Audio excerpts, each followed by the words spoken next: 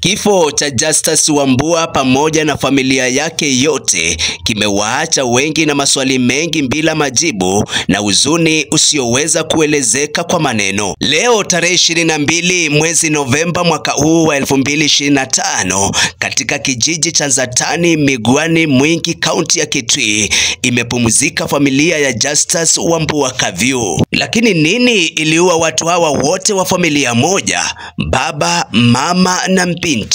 Ikomi TV tulihudhuria mazishi haya na tukapata baadhi ya taarifa kuhusu kifo cha familia ya Justus Wambua. Inadaiwa Justus Wambua alijiua kwa kujinyonga na kamba, lakini wengine, mke wake na bintiye, hawajulikani kilichowaua. Kulingana na taarifa ambayo imetolewa siku hii ya mazishi, Justus Wambua alirudi nyumbani kutoka kazini kuangalia familia yake baada ya kuikosa kwa simu kwa muda. Inadaiwa alipofika nyumbani, Justus alipigwa na mshangao baada ya kupata mke wake na bintiye wakiwa wamefariki chumbani. Justus alijitoa uhai kwa kujinyonga na kamba shingoni na akaacha ameandika karatasi sababu ya kujiua. Kwenye karatasi Justus aliandika akasema amefika nyumbani akakuta mke wake na bintiye wakiwa wamefariki na akakosa umuhimu wa kuishi duniani bila familia, na ndiyo maana amechukua hatua ya kujitoa uhai. Inadaiwa pia Justus aliandika akasema mali yake yote ipewe ndugu yake mdogo. Justus, mke wake na mtoto wake wamezikwa nyumbani kwao kando na kaburi ya mtoto wao mwingine ambaye alikuwa amefariki hapo awali. Ni mazishi ambayo yalihudhuriwa na watu wa tabaka mbalimbali, wasanii, viongozi na wanasiasa. Tazama kwa kifupi mazishi haya yalivyokuwa.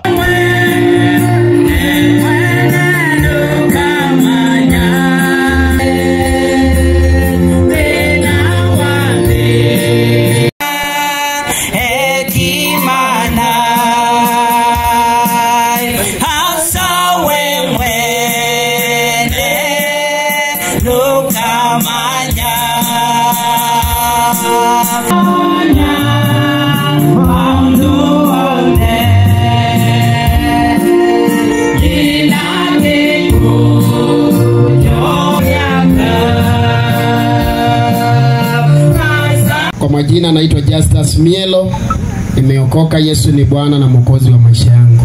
Nikasenge muno uma Nigeria na neve ndizi la mbadi change ndizenzi ya noko nelio utisawa.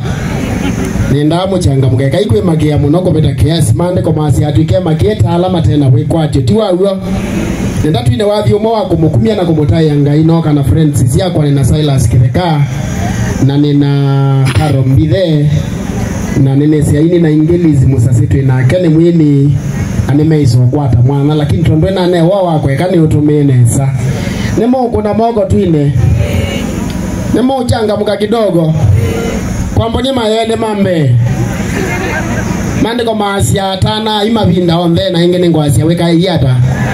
Poleni sana kwa sababu ya kuachwa. Msiba huu ni mzito na ni mkubwa. Na isakele tukana wanakaili kalaka mwetu kana totiye last time my sister ula munini ndula kia nete tuena miaka 29 na totiya kana, lakini kana kaende enesa ekana asikana ngainde kana twetikile kwenda kwa ngai na kithemba mutume omwe unenie tukithiwa na makulu ingi twetikile kila kikikie na tuinenga yobo sokani oselele, lakini nyeta ni mutangie atandaikia muno ikusias andu anini pakethi wabecha achamu mundu andu nimeuye Kenya agiva sanole saweta. Yani kama kuna kispirit cha kifo kinatembea katika hii boma leo, kishindwe katika jina la Yesu. Iwe ndio hii na ndio hii na ndio hii na iwe ni mwisho. Tumeikataa kwa jina la Yesu. Baitu kila ndonyo mukulia bandu bakutinda tukwilela maundu mengi ma Satani musio ito tuweke musio na Mboya karibu Irene Kasalu. Mweni museo amabinda onze maundu mekala undu ba mekalite ndeto sietho aitebo ona wainena sisila kutuni kuu sikomela kukungi nundu bano twithumusia musimuima na ilangu banga kuka bano